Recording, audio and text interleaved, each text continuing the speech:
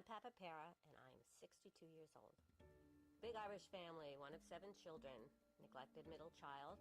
Out of 7, 6 girls and 1 boy. I was always the cute kid, you know, I was always the gidget kind of girl. I was a fashion designer. I designed knitwear for many years till I had my 3rd child. Then I took on the ultimate challenge of being a full-time mom. Longevity is definitely not a part of my family.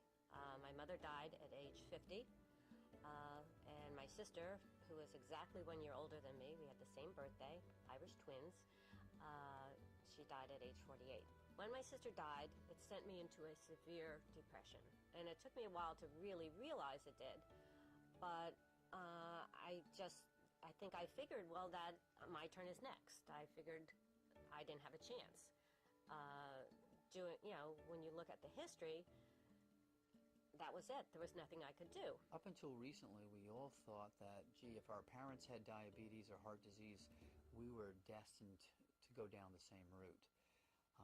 And it's now, without a question, accepted fact that with the science we have today as far as genetic testing, the new science in diet and exercise regimens, the power of supplements, the natural power of these compounds, that frankly we're no longer victims of our genes, but we really have the opportunity to be masters of our fate and our future health and longevity. I had a lot of stories in my head that I had heard growing up. You know, when you are married so many years, you will have put on 1 pound for every year of your married life, and when you hit menopause, you this and that and the other thing. So I think people kind of believe these stories that are not necessarily true. And I think if you really, I guess much like I did, if really start looking at how it affects you, how everything around you affects you, you can make changes that are good for you. Not necessarily what's good for this guy or the guy on this side, but you can make changes that are good for you, and that's what you have to figure out.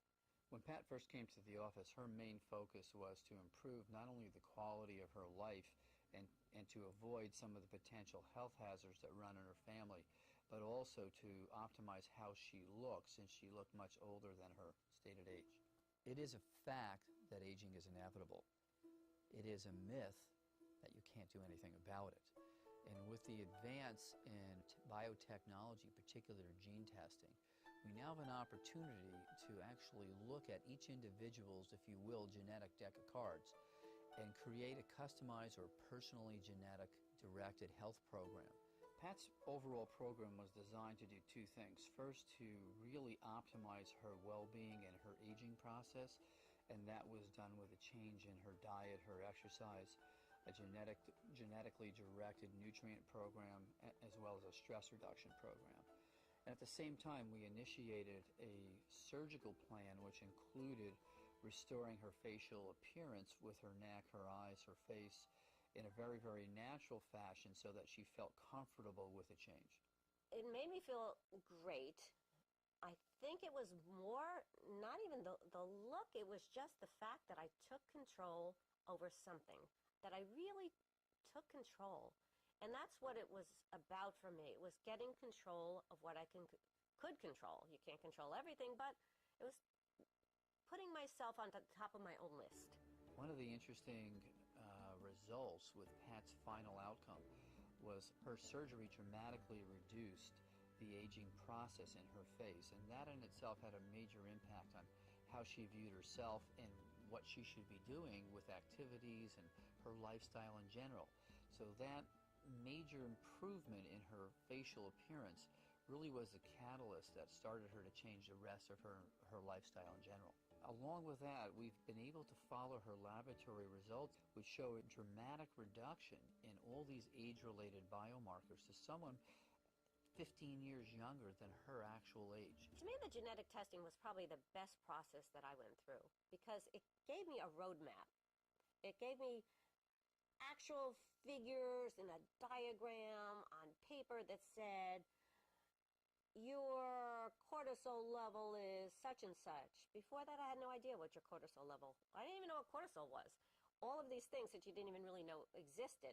But it was done in a form that, you know, with a little sliding graph that anybody could see what the results were. So it was excellent for me to realize that all these things that I was doing was making me better. She's an example to anyone who really is motivated, how far and how really amazing the changes that can happen with a really directed scientific program.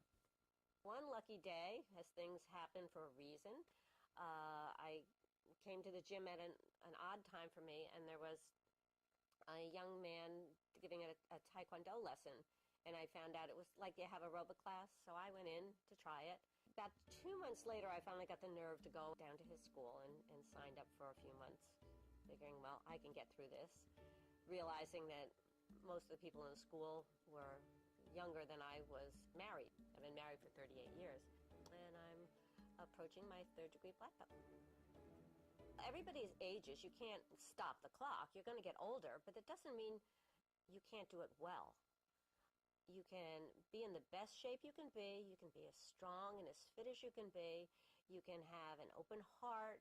You can have a good positive attitude, and I think a lot of that is what makes one person older than the other.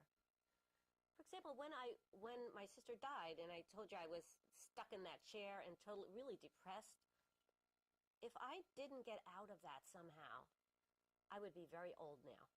I would definitely be very old. If you're sitting there saying, I'm going to get old, and what is the point of all this? You're going to get old. I would say you have to realize you are capable of so much more at every point in your life. So much more. If you limit yourself, you limit yourself. It's a waste of your time. Get out of the chair, get moving, get a life.